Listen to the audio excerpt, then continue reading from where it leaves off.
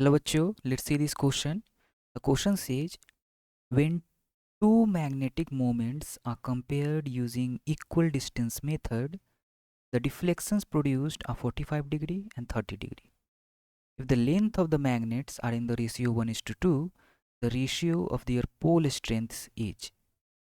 Question में हमें दो मैग्नेट दिया गया है जिसके मैग्नेटिक मोमेंट को कंपेयर किया गया है यूजिंग इक्वल डिस्टेंस मेथड। तो जो डिफ्लेक्शंस प्रोड्यूस हुआ है वो है 45 डिग्री एंड 30 डिग्री। अब दोनों मैग्नेट का जो लेंथ का रेशियो है वो 1:2 दिया गया है हमें क्वेश्चन में। तो हमें दोनों मैग्नेट्स का पोल स्ट्रेंथ का रेशियो फाइंड आउट करना है। तो इस क्वेश्चन में जो हमारा की कंसेप्ट यूज होने वाला है वो हमारा होगा concept of equal distance method.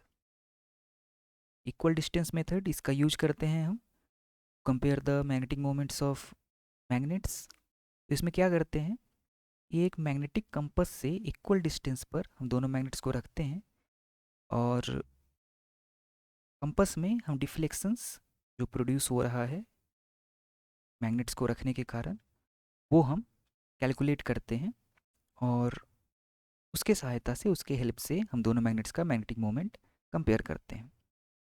उसके लिए जो हमारा फॉर्मूला होता है मैग्नेटिक मोमेंट्स को कंपेयर करने का फॉर्मूला वो हमारा होता है m1 डिवाइडेड बाई m2। ये फार्मूला हम बात कर रहे हैं इक्वल डिस्टेंस मेथड, उसमें हम ये फार्मूला यूज करते हैं। उसमें हमारा ये फार्मूला आता है tan θ1 divided by tan θ2 multiplied by D square minus L1 का स्क्वायर डिवाइडेड बाय इसका whole square divided by D square minus L2 square का होल स्क्वायर। जहाँ पर हमारा θ1 θ2 क्या होता है रिफ्लेक्शंस, डी जो हमारा होता है वो इक्वल डिस्टेंस जहाँ पर हम मैग्नेट्स को पुट करते हैं, और जो हमारा L1 L2 है वो हाफ लेंथ है मैग्नेट का, यानी 2L1 एंड 2L2 हमारा टोटल लेंथ है मैग्नेट्स का। तो चलिए क्वेश्चन को सॉल्व करते हैं इस कॉन्सेप्ट का यूज करके। अच्छा, एक कॉन्सेप्ट जो इस क्वेश्चन में हम यूज करेंगे वो कि जब मैग्नेट छोटे होते हैं, जब मैग्नेट्स स्मॉल होते हैं, तो जो हमारा ratio m1 divided by m2 होता है मैग्नेटिक मोमेंट का वो हमारा रिड्यूस हो जाता है tan θ1 डिवाइडेड बाय tan θ2 के, जहाँ पर θ1 θ2 क्या है डिफ्लेक्शंस। ऐसा क्यों होता है? क्योंकि जब मैग्नेट्स छोटे होते हैं तो जो हमारा L1 L2 है ये कंपेरेबल हो जाता है डिस्टेंस d के, और ये वैल्यू जो हमारी होती है वो नेगलेक्ट हो जाती है।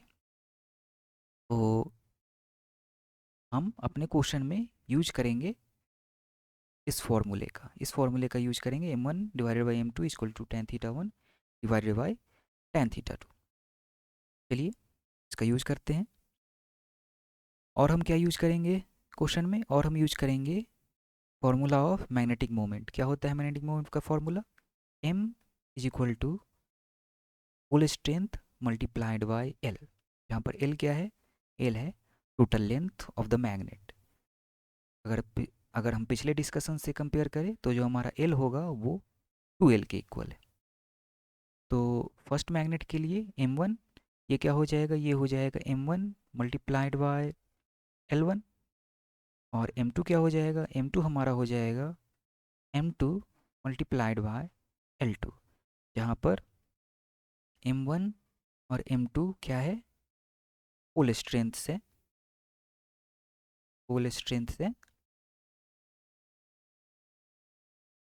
मैग्नेट्स के, और L1 इंटू क्या है L1 एंड L2 जो है हमारा लेंथ है मैग्नेट्स का। तो इन दोनों इक्वेशंस को हम इस इक्वेशन में पुट करते हैं तो हमारा हो जाएगा m1 multiplied by L1 divide by m2 multiplied by L2, this is equal to tan θ1 divided by tan theta two, values put कर लेते हैं। m1 divided by m2, L1 divided by L2, ये हमें क्वेश्चन में क्या दे रखा है, 1 divided by 2। Theta 1 क्या है, 45 डिग्री। थीटा 2 क्या है, 30 डिग्री। तो यहाँ से हमारा m1 डिवाइडेड बाई m2 ये क्या आ जाएगा, ट्वाइस ऑफ tan 45 डिग्री क्या होता है, 1, और tan 30 डिग्री क्या होता है, 1 डिवाइडेड बाई √3। तो हमारा m1 डिवाइडेड बाई m2 हो गया, m1 डिवाइडेड बाई m2 ये हमारा हो गया 2√3 बाई 1। तो रेशियो क्या हो गया, m1:m2, ये रेशियो हमारा हो गया 2√3:1। ये हमारा फाइनल आंसर हो जाएगा, ये हमें फाइंड आउट करना था क्वेश्चन में। चलिए ऑप्शन मैच कर लेते हैं। तो ये ऑप्शन हमारा, ऑप्शन डी हमारा हमारे आंसर से मैच कर रहा है, तो ये हमारा करेक्ट, यही करेक्ट ऑप्शन होगा। Hope you understood it well, best of luck.